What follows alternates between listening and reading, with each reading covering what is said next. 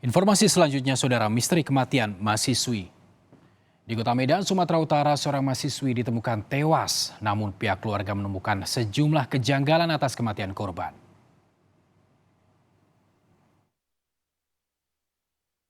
Mahira Dinabila, seorang mahasiswi Universitas Sumatera Utara, ditemukan tewas di rumahnya di Kota Medan, Sumatera Utara. Keluarga Mahira mencium kejanggalan atas kematian buah hatinya.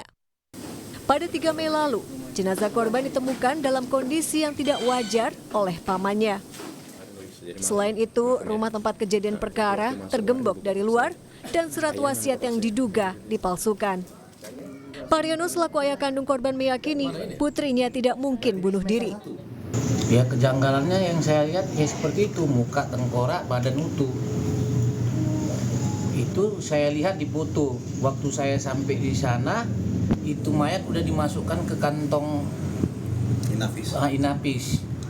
Bahwasannya ini mati nggak wajar kalau saya lihat. Banyak kejanggalan. Saya lihat, ini anak bayi, betul tahu saya benci walaupun saya tidak diperjumpakan.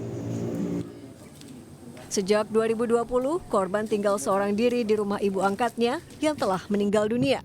Kasus kematian Mahira kini masih dalam proses penyelidikan polisi. Pada 13 Mei kemarin telah dilakukan ekshumasi atau pembongkaran makam untuk dilakukan otopsi. Dedi Zulkifli Tarigan, Kompas TV, Medan, Sumatera Utara.